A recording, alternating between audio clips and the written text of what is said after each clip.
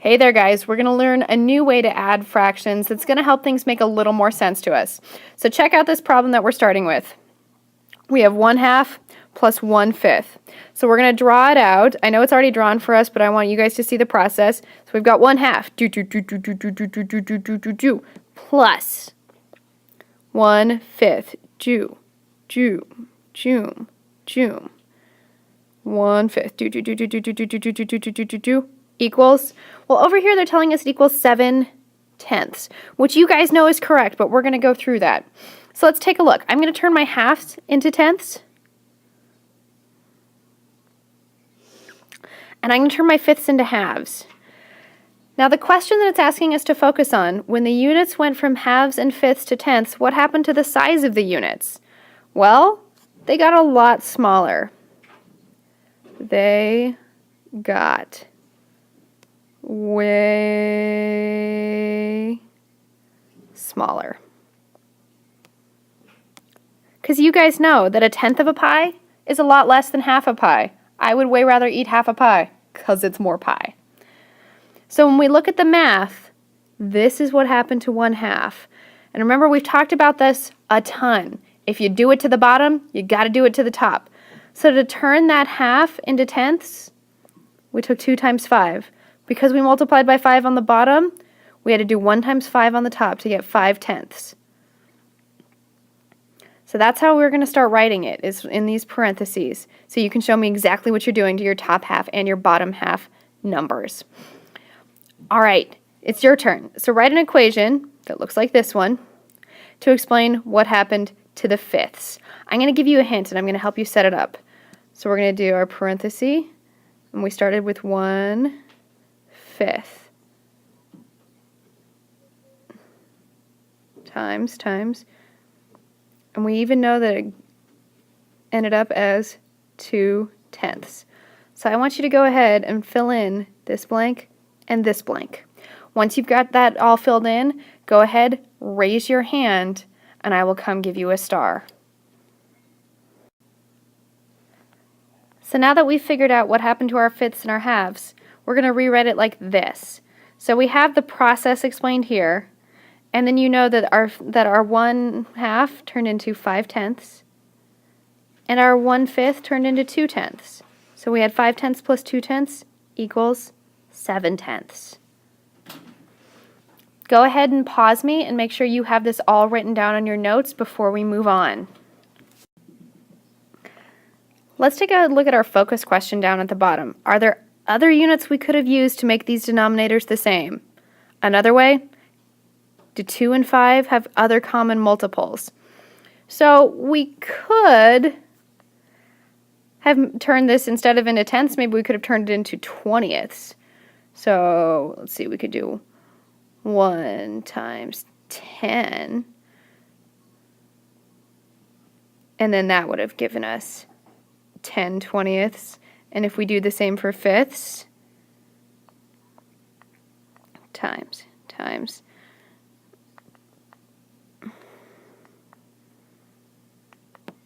then we could have ended up with 4/20ths. But tenths are just a little easier to work with 20ths, so that's why we chose tenths instead of 20ths. Go ahead and pause me again and get this down on that first page of your notes before we go on. Oh no, stop! So recording our 20ths in equation form, just like we did on the first page, 1/2,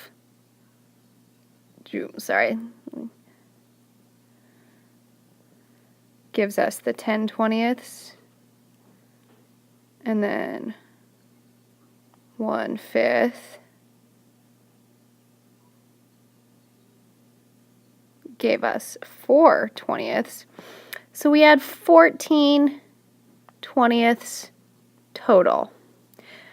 And now it's going to ask us, is 14/20ths the same amount as 7/10? Well, check this out. 14/20ths. Because remember, whatever we do to the bottom, we do to the top. We're going to divide them both by 2, and that's going to give us 7/10. So yes, it comes out to the same value, but we started at tenths because that's how we got to our right answer the fastest. So your turn. Go ahead and choose another unit to play with 1/2 plus 1/5. Once you have that figured out, raise your hand and I will come check your work. So now we're on to a new problem. We've got 1/2 plus 2/3. So how does that compare with our first problem? Well, we still have unlike denominators. Those denominators don't match.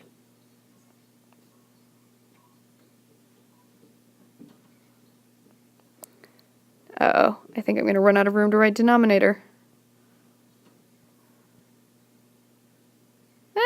Okay, you can still read the denominator. So that means we're still going to have to change those denominators. So what can you predict about our answer? Well, I want you to go ahead and predict what denominator we're going to use. So I'm going to be quiet for about 5 seconds while you go ahead and write down your prediction. I hope you predicted sixths, because that's what we're going to use. Because 2 can go into sixths, and 3 can go into sixths.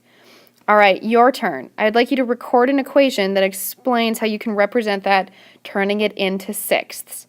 Again, once you've finished, go ahead and raise your hand, and I'll come check. Please don't go on to the next section of the video until I've cleared you to move on. All right. Now with problem 3, they're throwing us a bit of a curveball.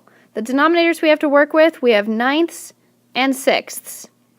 Now before, when we were working with halves and fifths, we just multiplied them by each other to get the denominator we wanted to use. And that's what we did with halves and thirds, is we multiplied our two denominators together. Now if we multiply ninths and sixths, we'll get 50/4. But that's not the easiest denominator for us to work with. 50/4 will still work, but we could find an easier way around it. So let's think about multiples of 9. Well, let's see. We know that the multiples of 9, we've got 9. 9 times 2 is 18. 9 times 3 is 27. 9 times 4 is 36. So let's pause here for a sec, and then we're going to think of multiples of 6. So we'd have 6, 12, 18, 24. Oh, hey, look at that. 18. So why don't we just use 18ths instead of 50/4? All right, in the equation form, I'd like you to please show me turning 5 ninths into 50/4. Oh, see? I just confused myself. Whoa, not 50/4. Go away, 50/4. We just said you are too hard for us.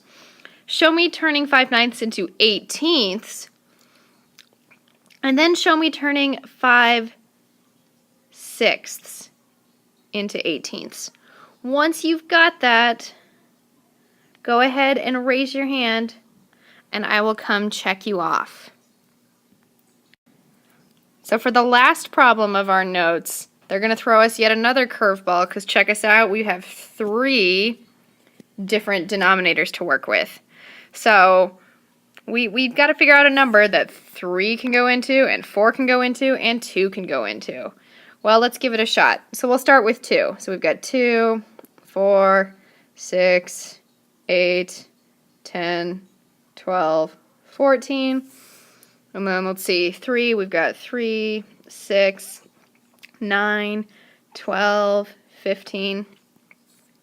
And then last but not least, we've got 4. So 4, 8, 12, 16. The only number that I see that's coming up for all of these guys is 12. So we're going to turn these guys into 12ths. So go ahead, in the equation form, write out converting all of these numbers into 12ths, and then add them together. So once you're done, go ahead and raise your hand.